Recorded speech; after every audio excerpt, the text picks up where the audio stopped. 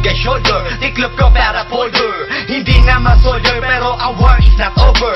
Aking burn ay forever, nasa magkabilang daliri. Mga tusok ng karayo, marka ng mananatili. Alam ko mali pero buhay ko dito naging makulay. Bala ang alay para sa aming mga kaaway. Ang mawali sa minamahal, ako'y nakahanda na. May tempo ang kalaban ng edad, ihihito na. Pero teka muna, ito ba'y katotohanan? Mabigat na katanungan, ano bang pinaglalaban? Na dahil basag ang buhay mo'y sa sakripisyo. Kahit alam mo nga hastong nga kulungan ng nicho. Ang peligro at bata sa buhay namin ay likas. Bawat luwang papasak, bala ang katumba. Gusto mo ba na sumama sa aming mundo na madama, na may halong lungkot at saya at may kababala ang pagtubos sa sala ng iba? Ang kaligtasan sa isa't isa inasa.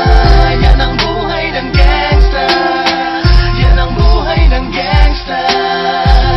Buhay ng gangsta. Lagi na lang umiinit ang aking ulo, o para bang gustong pasukin ang lahat ng gulo.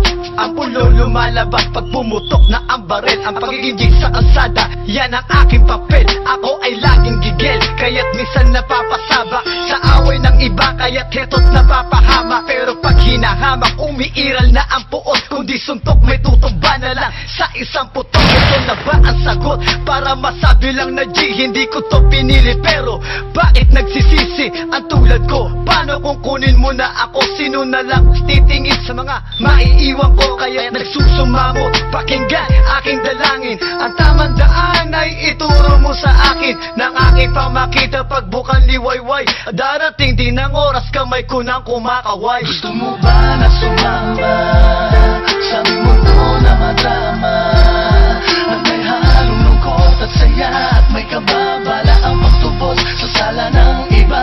Ang kaligtasan sa isa't isa inasa. Yan ang buhay ng gangsta. Yan ang buhay ng gangsta. Buhay ng gangsta.